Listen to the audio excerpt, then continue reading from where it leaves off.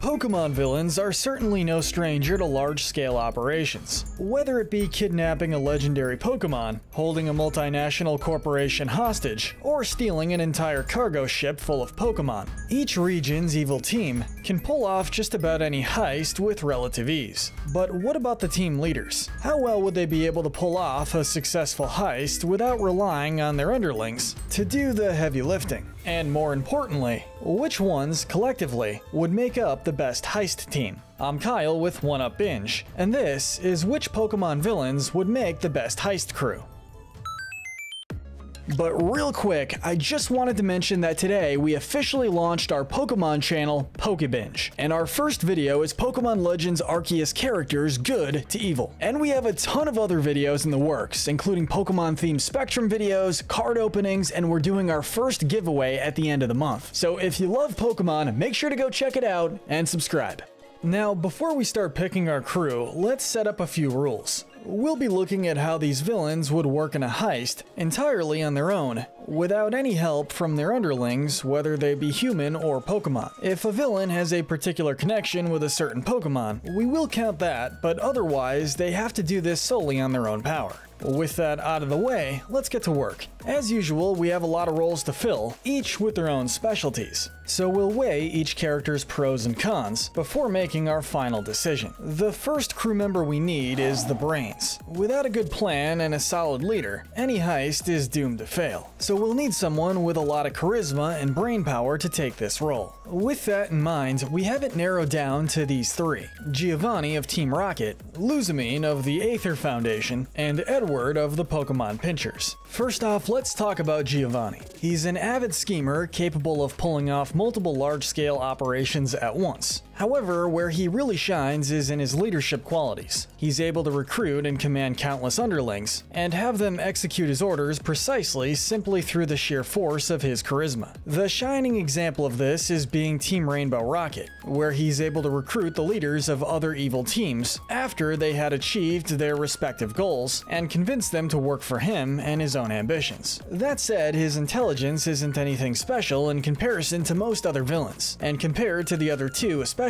he comes up just a bit short to be considered for this role. Luzamine, on the other hand, is an incredibly intelligent individual. As a scientist specializing in extra-dimensional travel, she has the smarts to rival some of the smartest figures in the Pokemon world. Additionally, she is very crafty, being able to use her humanitarian efforts to avoid unwanted attention and hide her evil intentions. Her personal skills are not the best, to say the least, but we feel like she could be able to overcome this. And finally, there's Ed, the Thinker, the true mastermind behind the Pokemon Pinchers. The main reason we have to consider him for this role is because, well, he's done it before. He and the rest of the Societea were once the greatest heist team ever known in the Pokemon world, successfully stealing countless prizes without getting caught once, only slowing down once their old age caught up to them. Edward, being the brains of the operation, was the one who led them to their successes, and was able to turn their elderly appearances into yet another means of avoiding detection and collecting info so that they could continue their heists even then. Since Edward is the only one to have a track record, and a flawless record at that, we have to add him to our squad for this reason alone. With the brains of the operation accounted for, we now need someone to be the Safecracker, someone with steady hands, a level head, and the ability to get anything they want. Our candidates for this role will have to be Cyrus of Team Galactic, Chairman Rose of Macrocosmos, and Gengar of Team Meanies. Of these three, Cyrus would be the best traditional Safecracker. He is one of the most level-headed villains in the entire franchise, and he has the nimble fingers needed due to his habit of tinkering with machines as a child. Furthermore, he has a special connection with Rotom in how they work, so if he needed to break into a digital lock, he would be able to convince one to do the work for him. Rose, however, might seem like an odd choice. After all, what good would a CEO have in pulling off a heist? Well, nothing much, just that he's the president of one of the largest business conglomerates in the Pokemon world, with arterial connections to the banking, security, and transportation sectors. There is a high possibility that any target this team would have is going to be held by, or at least guarded by, a subsidiary of Macrocosmos. and therefore there's a non-zero chance Rose would have a master key or admin privileges that would let him get to it. This does provide a strong conflict of interest, but the possibility of unimpeded access is something to consider at the least. And then of course we have Gengar, who, and we cannot stress this enough, is a literal ghost with the ability to phase through solid objects. This allows him to simply pass through any safe or case with ease, and even if he can't bring the item through with him, he can still pick a lock from within. And even if we assume that there's a magical barrier that keeps ghost-type Pokemon from phasing through them, he can also teleport, as evidenced by him being one of the Pokemon who created the Teleport Gem. Because of this, while Cyrus would be the better Safecracker in the traditional sense, Gengar is far superior due to his ghost-like properties. The next role that we have to fill is the hacker. With technology so prevalent, especially in the Pokemon world, we need someone with excellent skills in coding and programming. Fortunately, we've got a few good candidates to choose from. Team Magma's Maxie, Team Flare's Lysander, and the Go Rock Squad's Gorder. All three of them are accomplished scientists with a penchant for research and development, and have each invented at least one piece of revolutionary technology. Maxie developed the Magma Suit, Lysander the Holocaster, and Gorder co-created the Capture Styler used by the Pokemon Rangers. That said, most of the credit for the latter can be attributed to Professor Hastings, so we can probably eliminate Gorder from the running. As for the other two, we're going to give the edge to Lysander. While the Magma Suit is more impressive on a technical level, for being able to withstand both the heat and pressure of the Earth's core and the cold vacuum of space, the programming leading to its development would have been comparatively minor. The software behind the Holocaster, on the other hand, is a technological miracle even in a world with matter-converting energy beams, personal teleportation tiles, and free universal healthcare.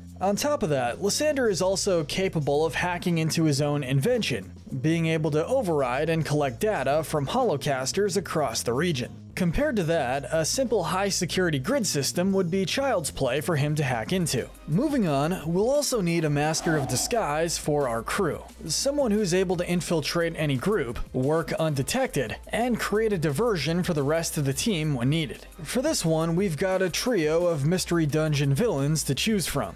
Time Darkness and Sky's Dusk Noir, Gates to Infinity's Muna, and Super Mystery Dungeon's Nuzleaf. While they may not be able to disguise themselves in the literal sense, all three of them have been shown to be masters of manipulation, capable of infiltrating and gaining the trust of everyone around them. They were even able to avoid detection for the majority of their games, while actively misdirecting everyone around them into doing their dirty work for them. What's more, from the perspective of their human marks, Pokemon are not inherently suspicious creatures. This means that they don't even need disguises in order to do the job we need a Master of Disguise for. However, of all these three, two of them only performed these actions while being controlled by the true antagonists pulling the strings. Muna was manipulated by the bitter cold, while Nuzleaf was influenced by the dark matter. This means that while they are masters of stealth and manipulation, when left to their own devices, they would be far less likely to turn to crime. Dusk Noir, on the other hand, acted entirely of his own accord for his own personal gain, so he's definitely the candidate that we're going to pick for our heist crew. Now, sometimes brute force is necessary to get through the opposition, so we need someone to be the muscle. Realistically, anyone with a moderately strong Pokemon could fill that role, but since we're ignoring that factor, we need someone with some muscles themselves. Which means our options at this time are Archie from Team Aqua, Guzma from Team Skull, and Gonzap from Team Snag'em. Unlike the calm and intellectual Maxie, Archie is a lot simpler and straightforward, preferring to use brute force to get his way. He's also far more intimidating than his rival, especially with his Omega Ruby and Alpha Sapphire design, showing off some serious muscles. However, he hasn't been shown to be particularly aggressive, unlike the other two.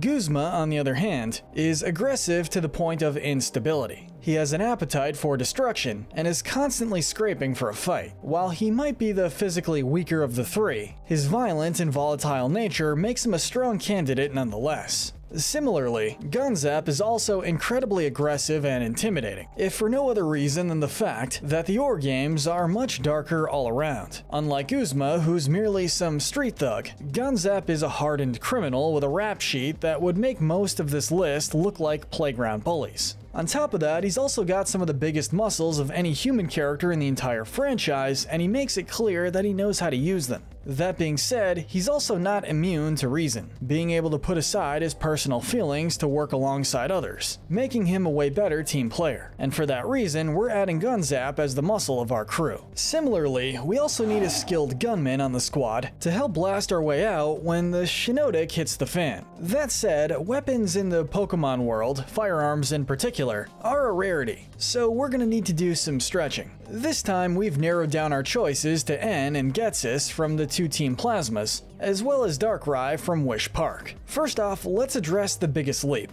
Darkrai. While Pokemon Gun may not actually be a thing anytime soon, realistically speaking, any special attacking Pokemon would do just fine. Darkrai in particular would be a potent threat, as he has the ability to seal away others' memories and trap them in an endless nightmare. Additionally, he's calm under pressure and willing to throw himself into danger to protect others, as seen when he was willing to sacrifice himself by throwing himself into the Dark Vortex. As for the other two, N makes it here solely due to speed. His mind is one of the sharpest and fastest in the franchise, as evidenced by his mathematical design theme and having the fastest text speed of all characters. Whether this translates into marksmanship skills is questionable at best, but we're grasping at straws here. That said, his father, Getsis, does have the distinction of being one of the few characters in the franchise to actually use a weapon to attack other people, using his airship's cannons to attack Oplucid City with ice. Obviously, there's a fundamental difference between cannons and guns, but not enough to disqualify this from being a huge advantage. Additionally, his remorselessness and sociopathic nature makes him a good fit for the chaos that comes with this role. Not gonna lie, we really did consider giving Darkrai this role, but it still contains the word gunman in it, so we have to go with Getsis for this one.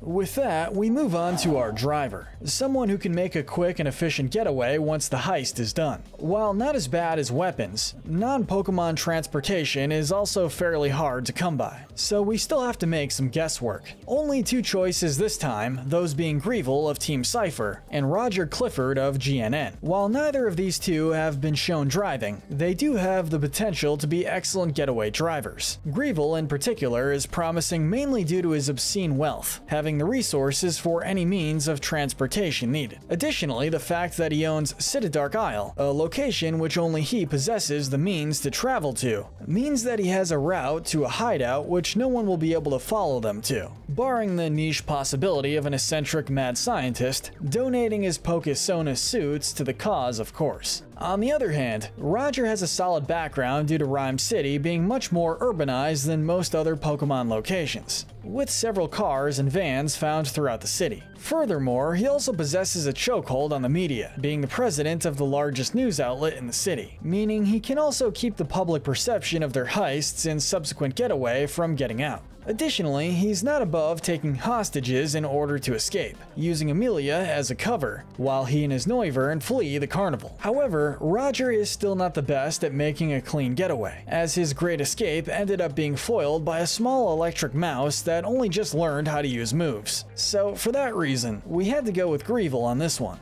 And lastly, we have our final member, the Wildcard, who you never know what they're going to do. One who can fulfill multiple roles at once, wherever needed, or can do something so specialized that the others cannot. For our final role, we have Team Rocket Executive Archer, Team Yell Leader Piers, and Team Dim's Sun President Blake Hall. Much like his position suggests, Archer is basically Giovanni Light. He is a skilled leader, schemer, and all-around bad guy, though he doesn't really excel at any one skill. That said, that's exactly what we're looking for here, so him being a jack of all trades is to his benefit in this section. Piers may not be able to contribute to the heist directly, but he does have the ability to create one banger of a distraction. All it takes is one of his impromptu street performances, and everyone in the vicinity is focused directly on him, even those who are supposed to be guarding the target. He does have some motivation issues, but as long as he's doing what he does best, he should be fine. And then there's Blake Hall, who is another well-rounded character. He is a strong, if ruthless leader, and is willing to do whatever it takes to get the job done. That said, he is not a team player in the least, so he doesn't get along well with anyone, despite relying so heavily on others. Speaking of which, he is nearly useless on his own, as he is a bit of a coward when he's left to his own devices. Ultimately, we have to give this spot to Archer. He may not be particularly special, but for being consistently average, he makes the best fill-in member for our crew. And with that said, that is officially our Pokemon Heist crew. Let us know in the comments section what you think their chances of success will be. And if you want to binge more of our Pokemon content, make sure to go subscribe to our new Pokemon channel, POKEBINGE. Our first video is Pokemon Legends ARCEUS characters Good to Evil, and we have plenty of more videos coming out this month on the Pokemon video games and the trading card game. And we're also doing a giveaway at the end of the month.